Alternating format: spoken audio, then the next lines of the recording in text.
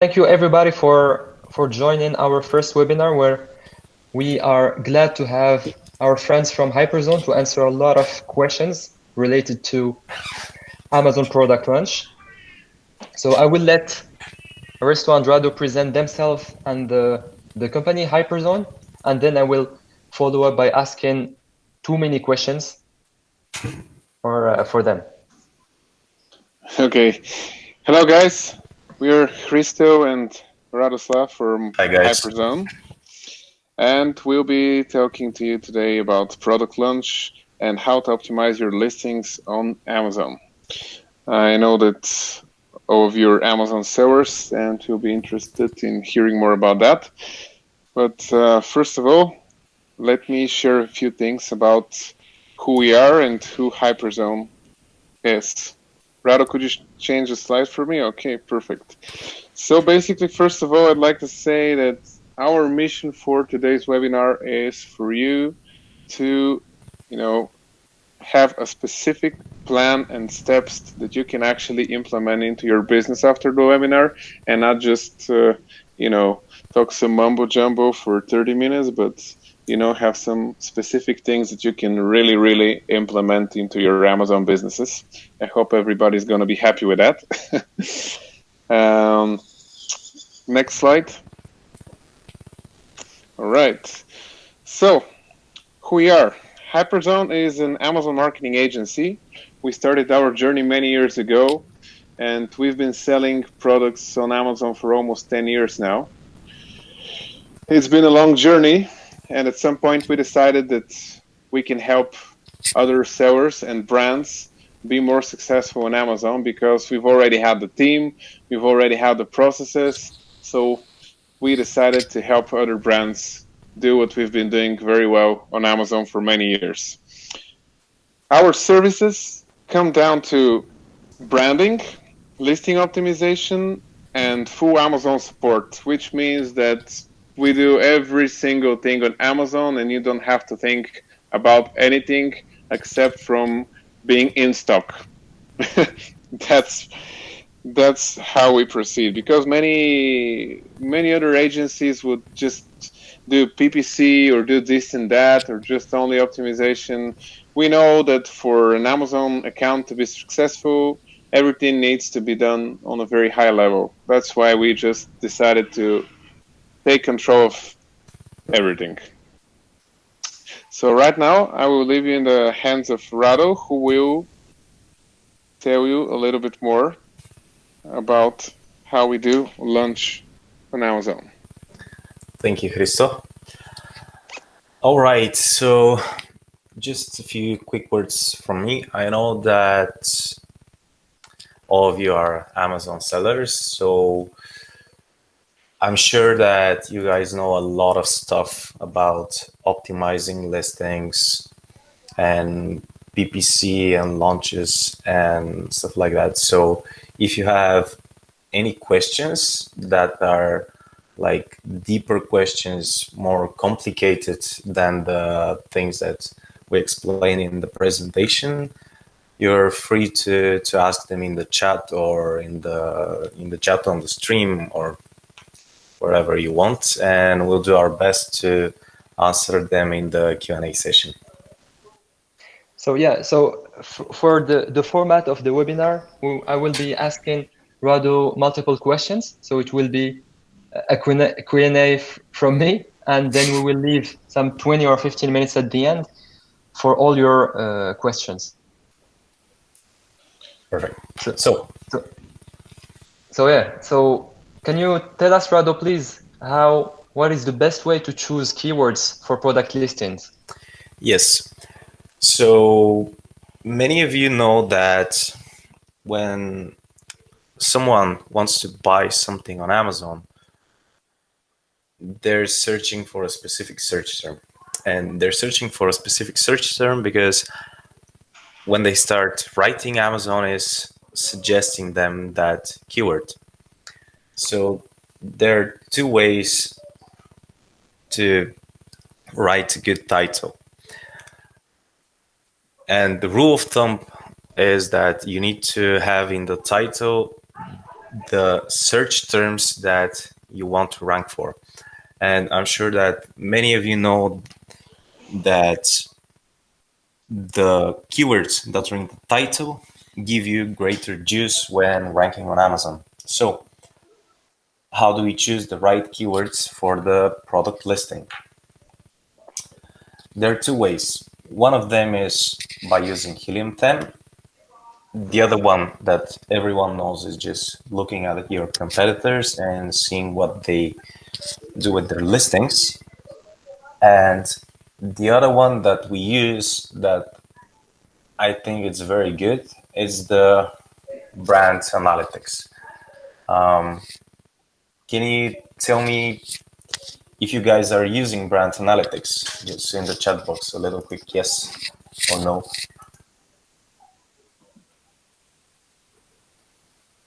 So yeah, I can tell also on behalf of some of our clients, yes, there's a big chunk of them that are using it. Perfect. So what brand analytics gives you, it depending on where you're using it. If it's in the EU or the US, they're giving you a very, very big database of search terms, and they have the SFR, the search frequency rank. So they're telling you which keywords are the most searched keywords on Amazon.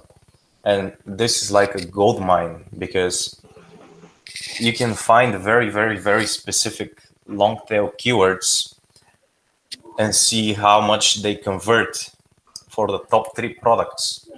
Because let's say, for example, if you have a keyword that's a short keyword that has a huge volume, but it's not converting very well for the top 3 products, this means that buyers are searching for these keywords, but they're mostly exploring.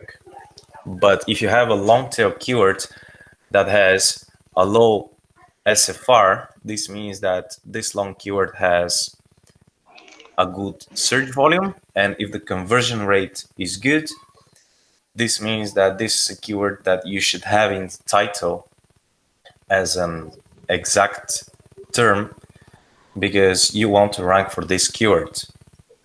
So what we do is we make a list with highly relevant keywords. We choose the ones that we want to rank for, and we include them in the title. And as I'm sure many of you also know, the bullets they give you good keyword juice for Amazon. So we mix them in the title and in the bullets. And if we find related keywords that we don't know how to include in the title and in the bullets or in the description, because it just doesn't sound good, we put them in the search terms and in the subject matter. So the subject matter is, I should say, a newer field than the search terms. And from our experience, the subject matter gives you more ranking power than the search terms. So this is Helium 10. I think most of you know it. It's very easy to use. You just put a keyword, you choose a market, and you get keywords. And this is brand analytics. There are two ways to use brand analytics. If you see a keyword that some of your competitor is using, you can search it directly inside and see what's the search frequency rank, or you can put the ASIN of the competitor and see for which keywords Amazon has data that he's been selling. But you should have one thing in mind. If you search by weekly reporting range or monthly reporting range, Amazon may not give you all the keywords. So when making a list, I think it's best if you search by daily, because for example, if one day you have 5 keywords and the other day you have 10 keywords, if you go to weekly, Amazon is going to consolidate them and give you only 5 keywords because the rest of the keywords haven't made any sales for the other days. This is a template that we use when making this list. We're going to send it to you guys. So what we do is we put all the phrases that we find, we search them in the brand analytics, we dig the competitors' ASINs, we analyze the products in Helium 10, we search for keywords in Helium 10. Like, we want to make a very, very, very big keyword list. And we have 3 columns. It's relevant keyword, related keywords, or competitor keywords. So what this does is this helps us determine if the keyword that we found is used by competitors or it's a brand. The relevant keyword means that we want to use this keyword in the title. The related keyword means that we want to use this keyword in the search terms or in the subject matters field. And the competitor keyword means that this is a brand and we want to target it with PPC. So based on that spreadsheet, we make our titles and part of the PPC strategy. A very good way to determine what your title should be and bullets is if a competitor is making good sales, you can just analyze his product and make a mirror of it. And by making a mirror, I'm not saying just copy paste the titles and bullets because that's not going to do anything. I mean, take the keywords that he's ranking for and implement them into your listing. All right. Another tool that we use is Scribos by Helium 10. And what it does is we put the keywords that we want to include in the title and in the bullets. And our copywriter starts writing the ASIN info. And what this tool does is it highlights the phrases that you've already used. So you don't need to write them again in the bullets or in the subject matter field. This is very useful because otherwise you have to do it in like Google Sheets or Word, and you don't see which phrases you've already used. When you write a listing, sometimes words and phrases come naturally to you, and if you're checking them manually one by one, you may miss some of them. This is the subject matter field and the search terms. I think most of you know them. A common mistake that we see all the time is putting keywords multiple times in search terms, because search terms does not take into account search terms. Yeah, it sounds ridiculous, but that's how it is. It takes into account the separate keywords divided by space. You don't need to put commas, you don't need to put full stops. You just need unique keywords that you're not using in your listing in a title and in the bullets. And it's the same case for the subject matter field. So how to build the right product title? To sum things up, it has to be easily readable, because in the beginning of, let's say, Amazon a few years ago, when there were mostly generic products and it was very common to see the brand name GNC or generic, there was no, I'm not going to say no limit, but Amazon started implementing the title limits a lot later. And a lot of sellers started just putting random keywords into the titles just to rank for them. And it was not readable. You're just reading keywords, stuffed keywords. And think of your point of view. When you want to buy something, yes, you want to have keywords from a seller perspective, but you should also see it from a buyer's perspective. You want to be, the title, you want it to be easily readable. It has to be also under the max character limit for Amazon, because Amazon may hide your listing. And if they hide your listing, it means that if people know the link, they will be able to buy it, but it won't show in the search results. And also, you're not going to be able to run any ads for it. The third thing is the ones that we just spoke about. You should include the keywords that are relevant to your product and for which you want to rank. Don't use broad keywords or keywords with huge volume, because broad keywords don't bring so often sales, because they're called broad. Like, you need long tail keywords, specific long tail keywords that are highly relevant to your product. You can use symbols to visually separate the phrases, like commas and dashes. It's good to include the dosage, units, weight, sizes if they're important to your product. For example, when you create a variation with units, Amazon usually puts the variation on the back of the title. Let's say 2 pieces, 3 pieces, 4 pieces.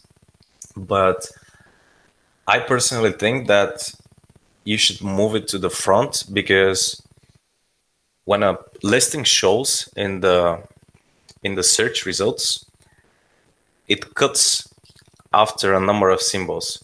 So if you're selling, let's say, 3 pieces and your price is double than a competitor's but triple the size, people won't know that. They will just see that your price is double, but not that you're selling 3 times more units.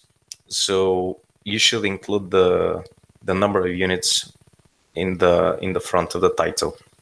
And of course, you should have your brand name for not just brand awareness and for the Amazon TOC in the beginning.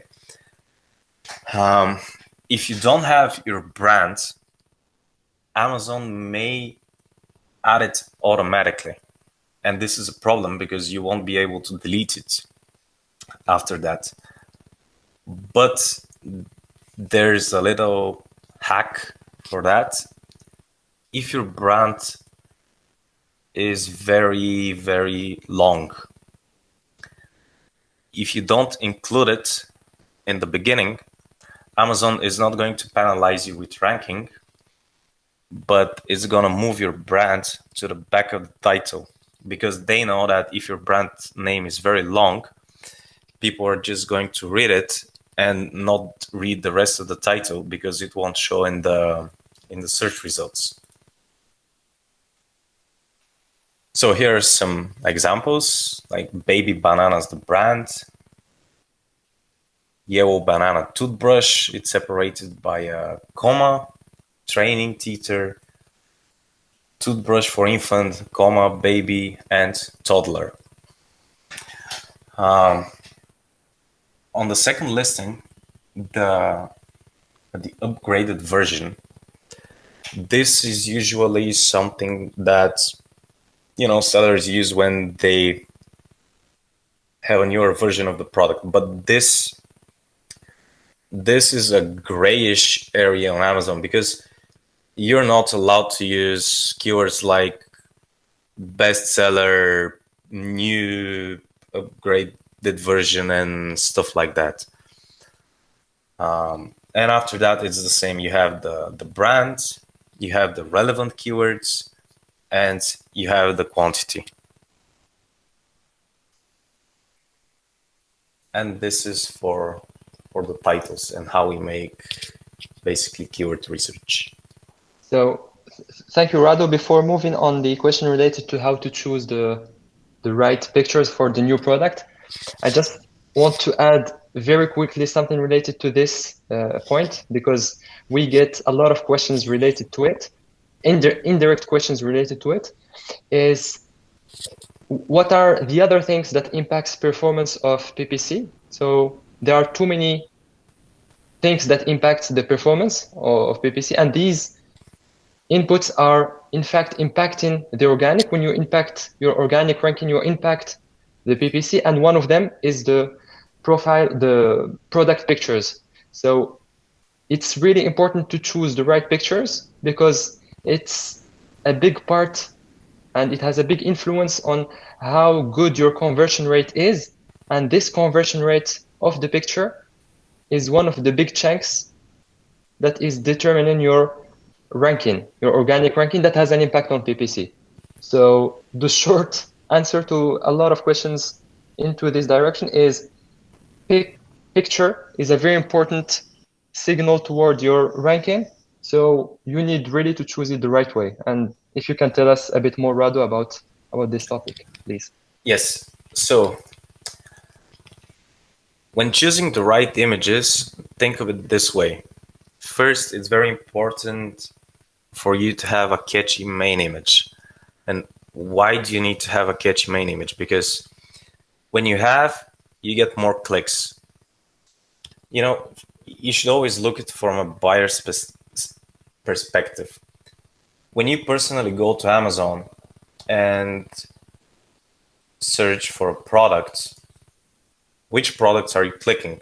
You're clicking the products that, you know, have the most reviews and rating. Everyone knows that. But you're also clicking the product which image you like the most. So it's really, really important to have a good main image. By having a good main image, you have a high click-through rate, which also affects your campaign performance.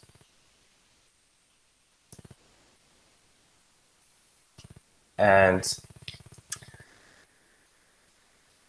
for the main image, Amazon says that you need to have a real photo. But let's be honest, almost no one is doing that, because 3D images are a lot clearer, a lot sharper, and you can very easily manipulate their position, what you have on them, and stuff like that. So I'm just going to show you an example with a before and after image. The before image is taken by a photographer, and the after image is made by a 3D designer. So from a buyer's point of view, which image are you going to click if they have the exact number of reviews and the same titles? I personally, I will click the 3D model because it just looks better and it better represents the product. For that main image, you're not allowed to put other products that you're not selling. But if your brand is recognizable and if you run a lot of ads to your website, which drives spillover traffic to Amazon, what you can do is you can also add the box on the back, so people will know that this product is from your brand. And this is another way of putting a logo on the image, which is otherwise forbidden. Another thing that you can do, let's say, for example, with the boxes, you can put fruits inside or vegetables inside or just anything else inside. This will not be against the TOC on Amazon. For the inner images, you can do a lot of things, because there you can add more texts, you can add lifestyle photos, You have different backgrounds, you can have explanations and stuff like that. So depending on the clients, we have a few categories, if I can say it like that, for images. And when you look at the images, it's good to have a few things. You don't just want lifestyle photos that show you the product and nothing else. And let's be honest, no one reads the texts. Nowadays, everyone wants to see images, they want to watch videos, they listen to podcasts, and they just want visual stuff. So the images are the thing that grabs them, and they read the text in the images. So one of the categories is to have an image which tells what your product advantages are. And there are two examples. There's the supplement, which tells you that accelerates muscle growth, replenishes muscle cells, generates more energy, and it has instant effect.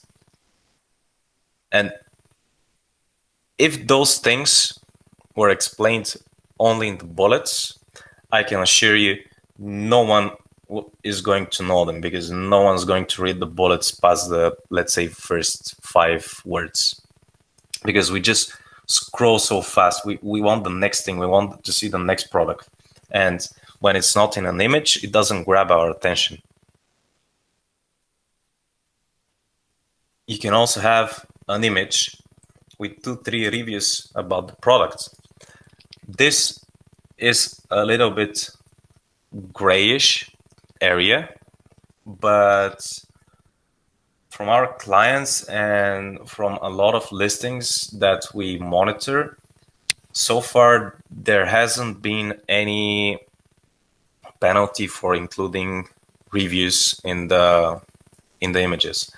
And the good thing here is that you can really pick reviews that will help convert. Like if you go to your reviews and see which review has the most upvotes, you can put it in an image, so you know that people will see it before they go down and scroll to the other images. Another thing is it's good to have an image with directions for use, because even if you see a product, that's a picture on the internet. You don't know actually what it is. You can't touch it. You can't read the menu. You don't know how big it is and stuff like that. So it's good to have an image with directions. Like, for example, take 3 tablets 15 minutes before workout. That's it. And it gives you a clear explanation how to use your product. Or the other one, easy to operate. 1 button, 2 fan speeds. That's all. You can't communicate this thing so clearly in bullets or in the description. It's good to have an image to show what's included in the box, because sometimes we have more than one piece, or we have additional items which your competitors may not have. You can, in this image, also include it. You can also have a little text like, our competitors don't have these additional items, which will drive up your conversion rate. Of course, it's good to have lifestyle images, because we want customers to see the user experience with the product. And it's a good way to show them the size of the product, because personally, I've bought things that when they arrive, they don't meet my expectations, because they're like too small or too big. And if they just write it's 5 centimeters, I can't visualize what's 5 centimeters. I want to see somebody holding it, or I want to see it put next to my iPhone or to a glass of water, or just something that I really know the visual size of it. And this This is something that has been gaining traction in the last few months.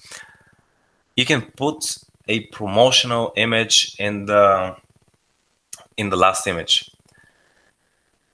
It can be all types of things, like if you add 2 products to the cart, you can instantly get 20% off, or when you add 2 products to the cart and use the coupon, you get 20% off. You can add promotional image where they say if you combine this product and this product, you get a discount. And another thing that we haven't included in the presentation is Amazon started rolling out product bundles.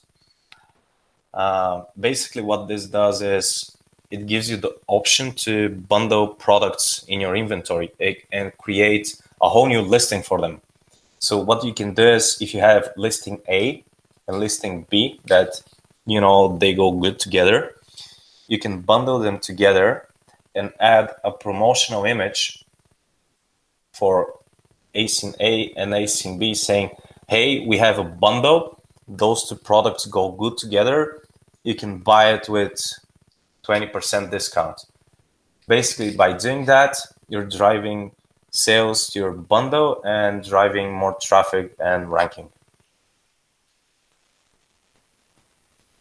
It's always good to compare yourself with your competitors. Like, show them why they need to buy your product, why your product is better than the other products in Amazon. Because let's face it, Amazon is a price comparison website. When you go there, most of the brands are private label. You have no idea about the names. Like if it's Nike or Adidas or Puma, you know those brands.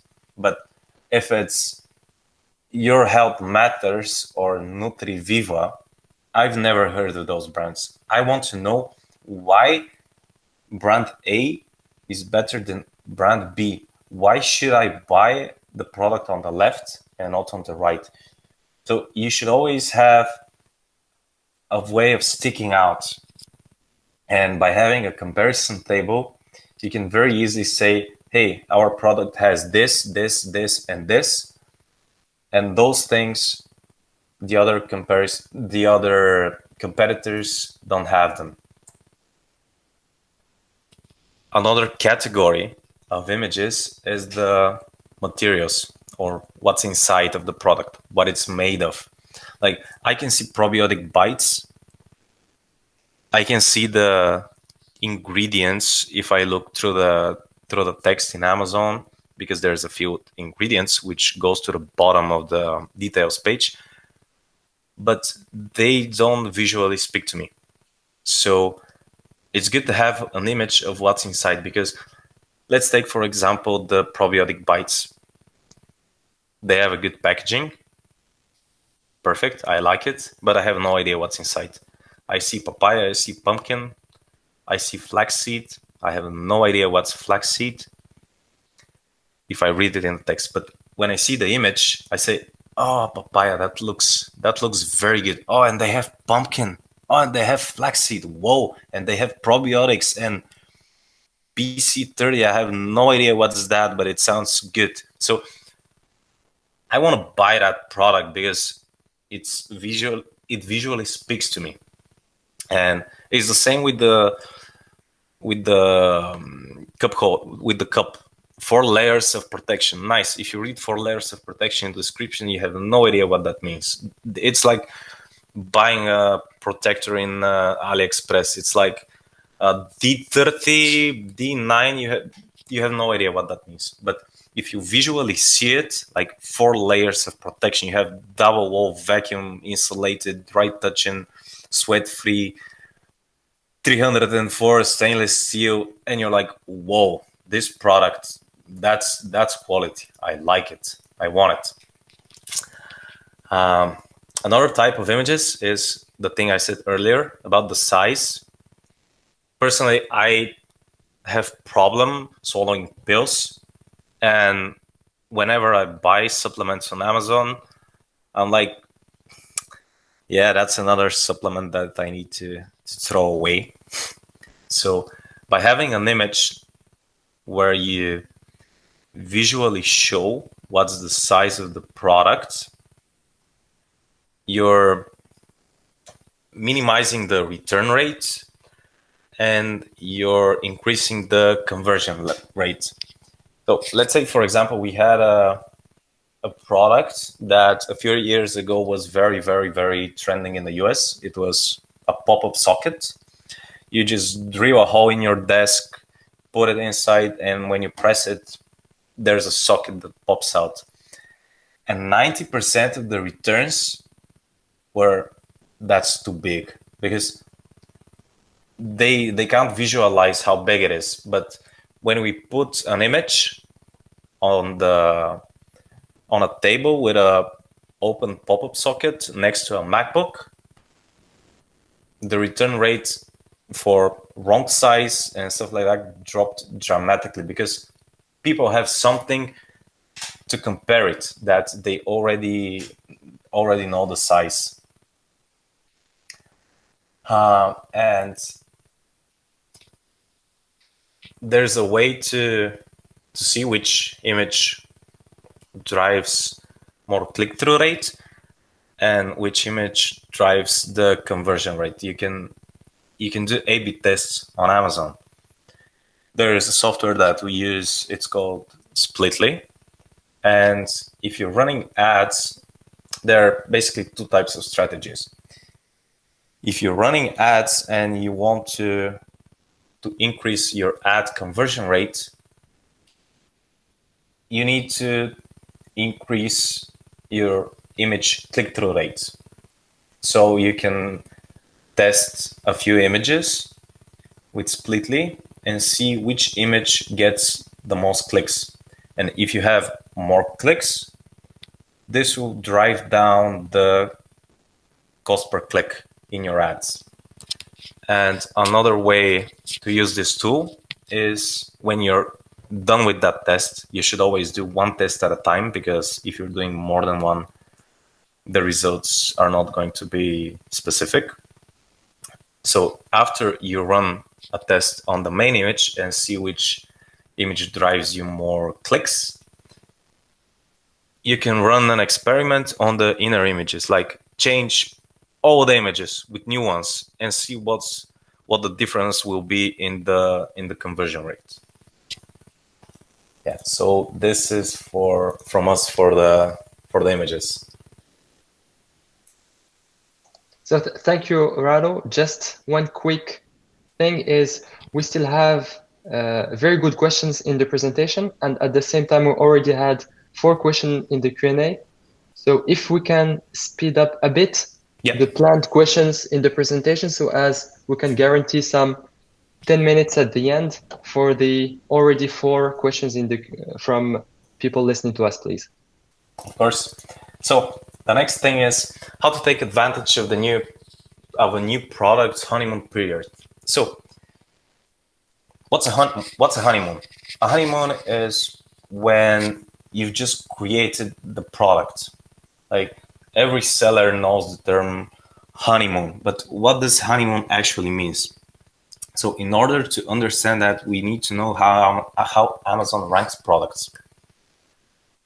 Basically, Amazon wants to make money. They want to sell products. So they won't rank products in the top spots if they don't know that they sell. And as complicated as it is, it's basically very straightforward. In order to be in the top spots, you need to be making sales from these search terms. And Amazon has like different time slots. They track everything that you do on their website, but in order to rank, they have different time slots that can be daily, weekly, bi-weekly, monthly, on a Q1, Q2 period, yearly, and stuff like that. And in order for your product to outrank another product for this search term, they're comparing the time slots. They're comparing the daily time slots. They're comparing the weekly time slots, and bi-weekly. So if you have less sales for this keyword than your competitor, it doesn't matter how much you optimize your listing. You're not going to outrank him, because Amazon doesn't see why they should place you on top. And this is why, if you have a listing that it's not making any sales, it's very hard after, let's say, a few months to start ranking it, because in Amazon's eyes, this product is not making any sales. Nobody's buying it. So why should they just start ranking you all of a sudden? So what is a honeymoon period? When you launch a new product, those time slots don't contain 0 sales. They're blank. They don't have nothing inside. So Amazon doesn't have any past data to compare with the competitors. So they're relying a lot more on the keywords that you're using in your titles and in your bullets. So what they do is they give you a boost in the keyword ranking. It's very common when you launch a new product and you have inventory right away to start ranking in the first few pages for the keywords that you've put in the title and in the bullets. And after a few days or weeks, if you don't get any sales for those keywords, Amazon starts dropping your positions for them. Because what they do is they say, hey, this is a new product. We don't know if it can sell good. We don't know if it's going to outsell the competitors. Let's experiment. Let's give them a little bit of juice and see what happens. If nothing happens, we'll start comparing the sales data from the different time slots. And this is how the honeymoon period works. If you miss it, that's bad.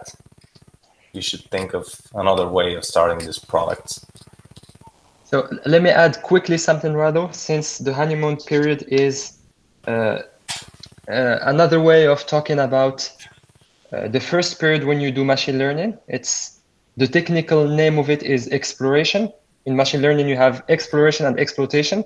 Since what Rado was describing is Amazon ranking, the Amazon ranking is used in machine learning algorithms. These algorithms always start with an exploration phase because they don't have enough data on a product or on a keyword. So they give it a chance. Otherwise, no new product can take off. And in this exploration period, where all the counters are unknown, it's the fact that the counters are unknown, which is what Radu was saying, it's empty and not 0, that is giving juice to the product at their beginning. So we don't know exactly how long is it. It's between 2 weeks and 3 months. And these periods are related to the counters that are used in Amazon algorithms. So technically, when you create a product, you have a time frame, which is from some weeks to 3 months, where you have a boost because Amazon don't know yet exactly what is the potential of your product. Exactly. And it's not good to miss this period. All right. So the next thing, how to set price, discounted or full price. When you create a new product, it's very important to set the price that you want to sell this product at after the launch period. And why is that? Because like we said about the honeymoon period and the machine learning, Amazon has no data about your product. So the initial data, the exploring phase, is very, very important. And if you, let's say, if you have in mind a strategy where you launch your product at a very, very, very deep discount just in order to get some sales, Amazon is going to know that your product is selling very, very, very good at this price. And you may rank for it. Yeah, like you may go to the third place for the search term. Great, but as soon as you increase the price by, let's say, 50% or 30% or like something drastically bigger, for the machine learning, that's like a new product. There's no data if you're going to sell at this price. So they start dropping you because the sales data that they have, it's not relevant for this price. So it's always very, very important to start with the price that you want to sell your product at. And what we do is we use price anchoring. This basically means that we have a manufacturer suggested retail price that's higher than the price that we want to sell our product at. That way we get the nice list price, which has a strike on it, and we have the "you save" text. This was a few months ago. It was done with the discounted price, but Amazon started removing these options. So the way to do it now is with the manufacturer suggested retail price. And it's not hurting your listing. It's always good to have it because even visually you see it in the search results. And the more things that you have in the search results for your listing, the more it pops out between the competitors. This is for the price. So Radu, can I bother you once, please? So of course.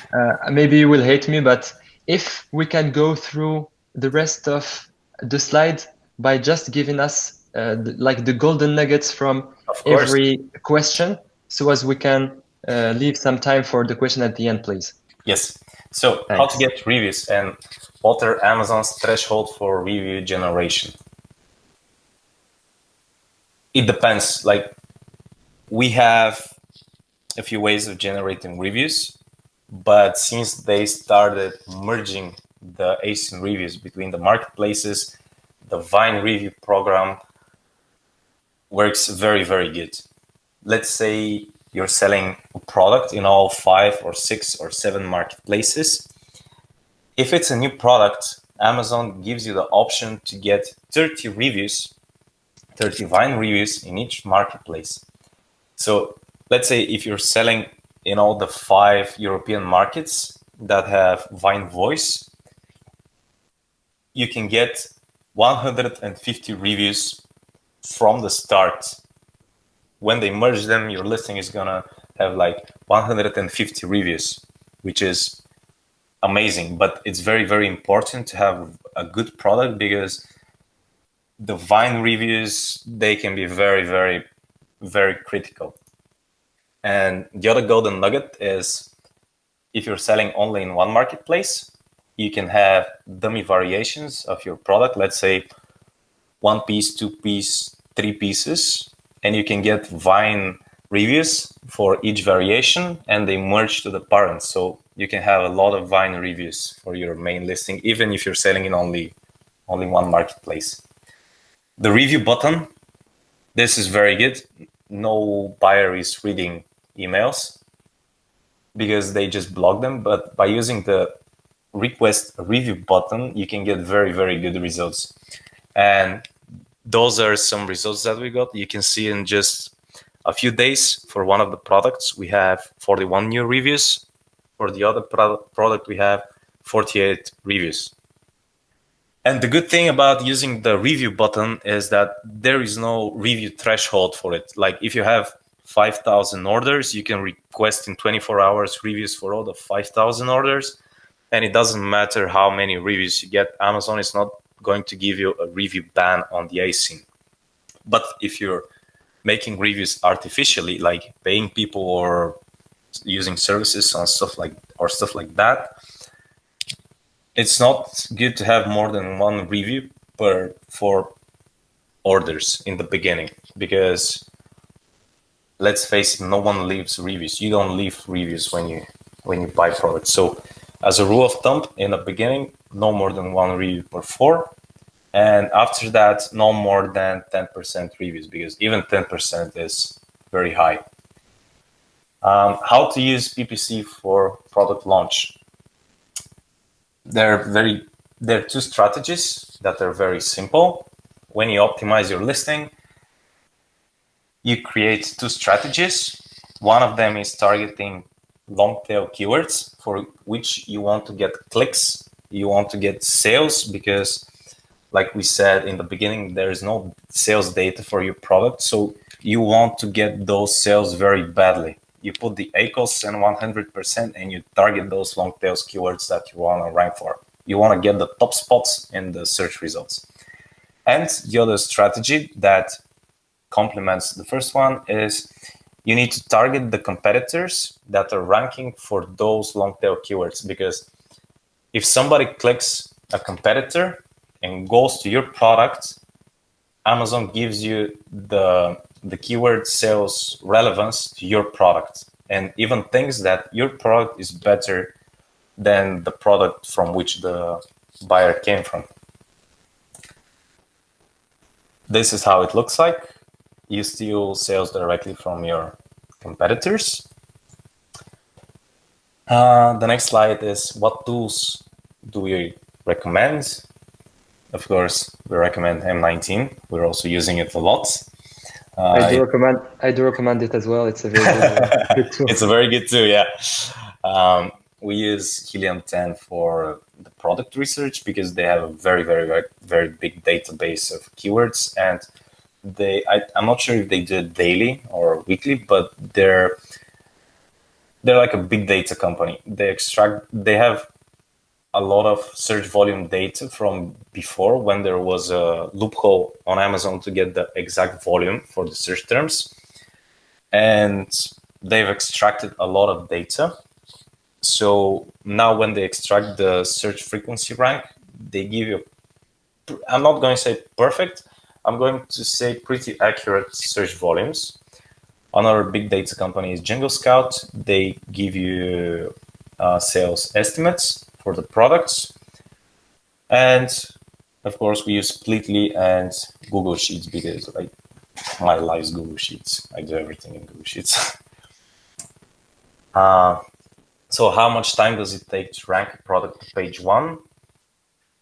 It can be between 7 and 14 days. Why? Because when you have a honeymoon period, this gives you a keyword boost. And if you start making sales for the search terms that you're targeting, when you have no sales data, the Amazon algorithm is learning very fast that you're relevant for these keywords, and you start ranking for it. This is if you want to rank with PPC. There's another method that it's called search find buy. This means that you pay customers to buy your product after they search for your keywords. And if you combine those two, there's no way that you're not going to rank for the top spots if you make enough sales for this search term. If a time slot, let's say if it's 1 day, 7 day, 14 days, you should go for a longer time slot, because if you match the sales for only 1 day, Amazon is going to drop you. But if they see that you keep matching the sales, the algorithm is going to learn better, and they will know that they should keep you on the top spot for those search terms. How much money does an aggressive product launch cost? Well, it all depends on the cost of your product and which keyword that you want to rank for. If it's a very competitive niche, the PPC is going to cost a lot, but the giveaways will cost less. Let's say it like that. And there's a very, very easy way to calculate how much money it will cost you to launch a product for a specific keyword. Helium 10 has something called CPR8 giveaways, which tells you basically how much units you need to give away for 8 days. But as we said, 8 days is a very short time slot. Like, you should go for at least 14 days. That half a month is pretty good in Amazon size. So what you do is you pay customers to search for your product and buy it. After that, this money returns to your account as revenue. So the actual cost is the product cost plus Amazon's fees and the marketing associated with acquiring those sales. What is a successful product launch? Well, it all depends on your goals. It can be just rank a few keywords, but for us, a successful product launch means that after we invest in PPC and invest in search, find, buys, and after we rank for the keywords that we're targeting, the product starts getting more and more sales, which will cover the investment. And after we go to break even with the investment, we start generating more revenue. So this is a successful product launch. Everyone wants to make more revenue. Just one last question. Yep. When do you target this break even and start in profitable phase for after product launch? Do you target it like for 4 weeks, 1 month, 3? Or does it depend on category? Or it all depends on the category. If it's a small niche where you can invest less money to rank for keywords and there are just a few keywords, you're going to recover very fast this investment. But let's say if you're targeting supplements, which is one of the hardest niches in Amazon, I'm not going to say that's a bad idea, but you may never recover that investment because everyone's doing that and everyone's targeting this niche. So it's very, very specific on the product, but we usually target a break even in 1 to 2 months of the investment. Okay. So thank you, Rado, for all this content. And we already have a good amount of questions that I will read from the chat for you, so as you can give us more information about it. So the first question is related to PPC keyword. Does PPC keywords have to be in target product listing?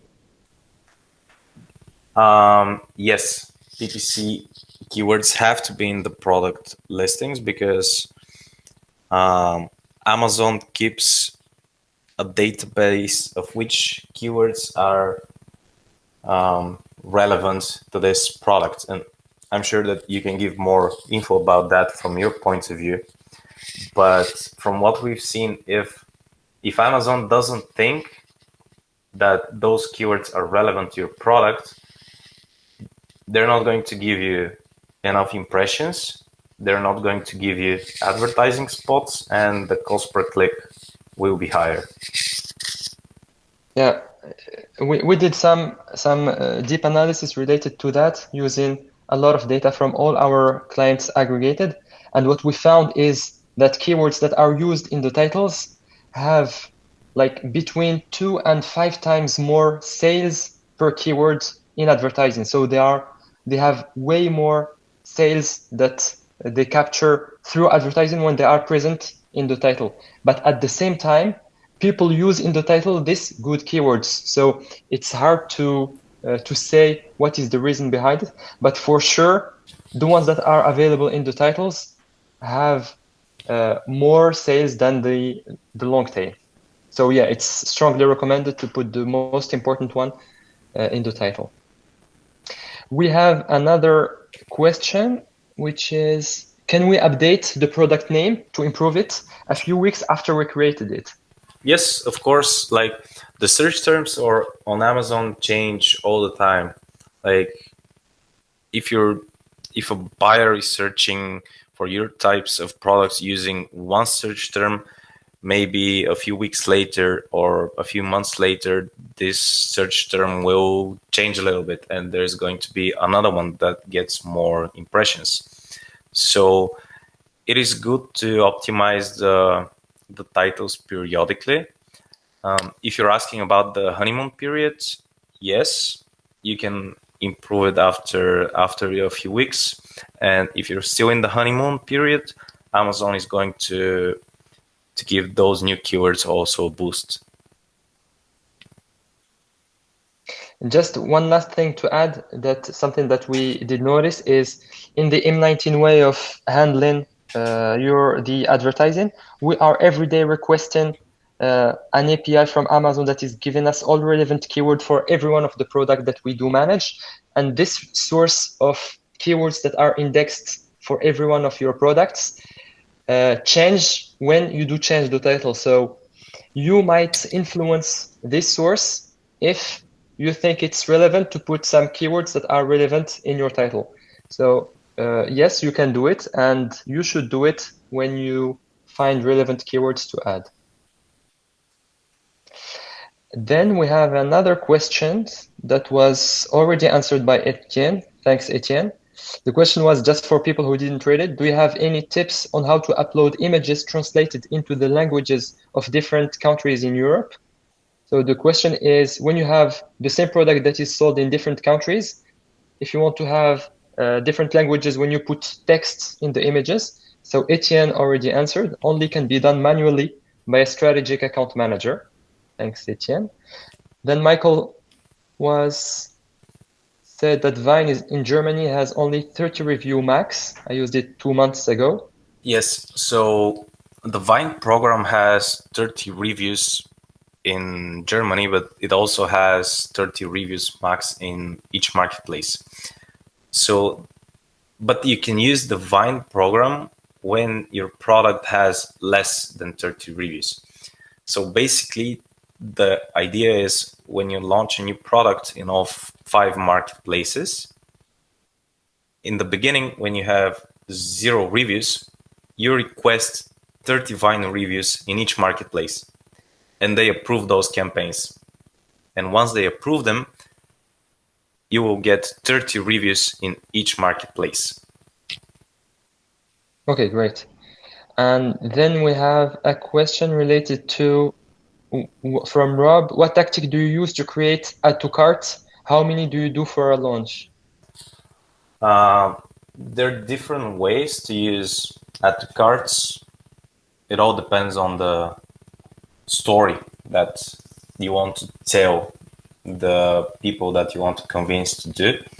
Like, for example, let's say you can have a code testers club or something like that, where you can ask different people to test codes if they're working, and you can just give them a code that doesn't do anything and pay them cents to test them. Or, well, another way of doing it is if you have a mailing list, you can say, hey, we have some problems with some promo codes. Can you help us out? Can you try this one and see if it works? Just add the product to your cart and test it. This gives you add to carts. Or you can run Facebook ads saying, hey, get this product at 80% off, and give them a promo code that's not working. This is another way to do add to carts. Yeah, it's a little bit of grayish area, but it all the idea behind add to carts is the story that you tell people, how to convince them to do them.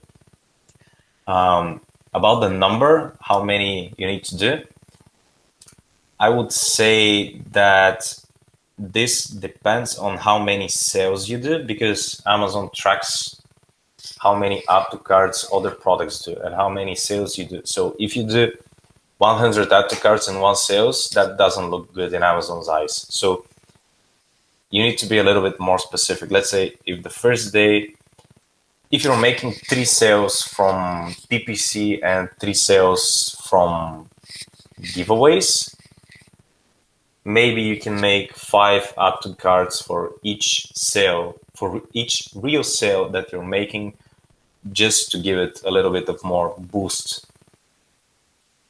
Don't go overboard with hundreds of add-to cards. That's just gonna drop your ratings. And the last question we have here is, what strategy do you recommend for seasonal products? For example, summer ones. Yeah, well, this is a very good question because one of our biggest clients sells such products.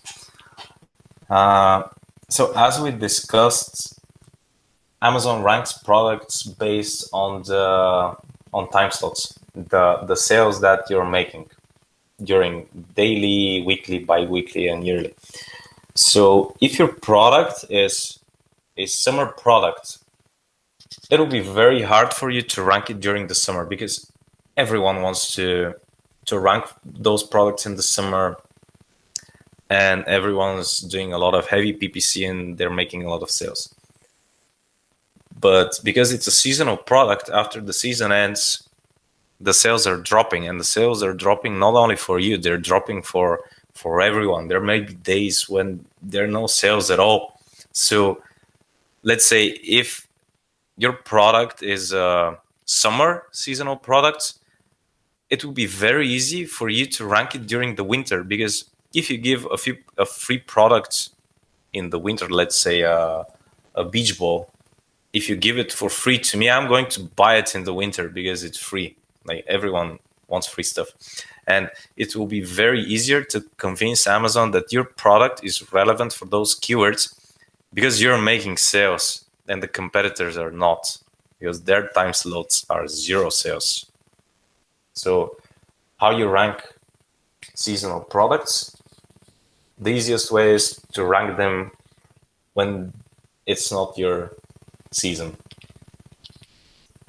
Okay, so thank you a lot, Rado. I don't know if we still have any question from people that are still connected. So thank you for staying with us even 10 minutes after the end. Is there any question from people here? By the way, we will be sending the presentation and the recording of this session.